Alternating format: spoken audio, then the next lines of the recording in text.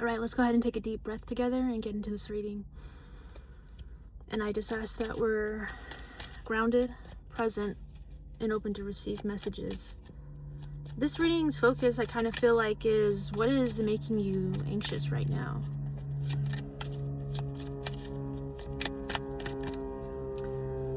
Nine of Cups, Seven of Wands, Three of Swords at the bottom of the deck.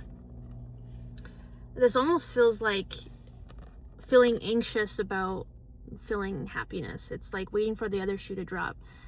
Knowing that, like, if you let your guard down with the Seven of Wands, you're just going to end up hurt again. So you're creating this narrative that is, in a sense, like robbing you of your happiness.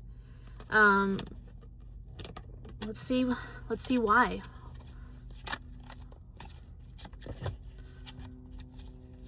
Why does this make this collective feel anxious?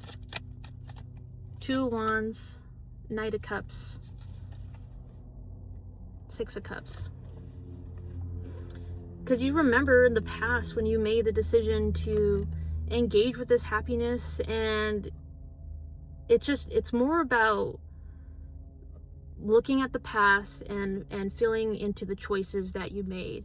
You were passionate, you were ready, you were adventurous, and you wanted this experience, and it hurt. And having to weigh the options and make the choice, then you felt like it was like the right thing to do. You felt empowered to do it. But what it's created now is like, you know, a sense of fear and like this mental energy that is overtaking the emotional power of what you really have going on now. So how can we integrate being able to feel happiness without anxiety? Nine of Wands, Wheel of Fortune, the Moon. It's interesting that these both have scythes, right? The one that is actually here cutting away the stress, you know, feeling that like I don't need to give this energy something where it's like you're just sitting there and it's building and it's building. It's more about how you can put it to work, how you can use the anxiousness and reframe it into an energy that is more sustainable and something that is, like, in a sense, productive. Your cycles of going through, you know, anxiety and feeling comfort and safety and confidence is something that is deeply rooted in, with the Moon card, your deep subconscious self. This is really taking a look at yourself and seeing why you've decided to put a stop to your happiness and your joy, and why you try to roadblock yourself. I think that with the Wheel of Fortune, you're understanding that this cycle, well, sometimes you feel it less and sometimes you feel it more, and I think right now it's in that more stage.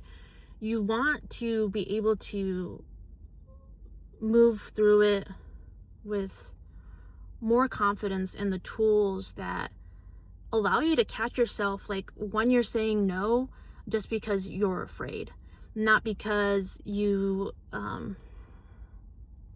really need something or want something to happen.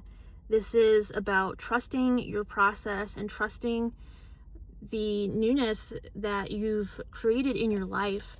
And I kind of just want to get one more set to close this out, to help further integrate this energy. Eight of Cups, the Emperor, Queen of Wands. See, the Queen of Wands here, you know, I kind of feel like that's the empowerment that you have.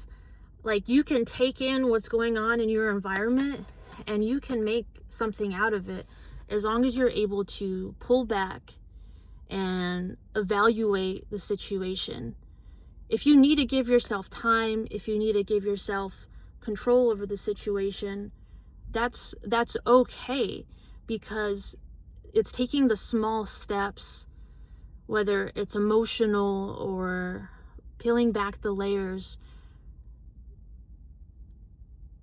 Think about what is actually bringing you happiness and emotional satisfaction. And if you're needing to withdraw from the situation, it's how you can see the creative passion and fire and emotion behind it that gives you something more in life to keep living for. I don't know why that kind of came out specifically, but we can always use our emotions, our heavier emotions, to, as we honor them, right, to help us move through difficult situations. Much love.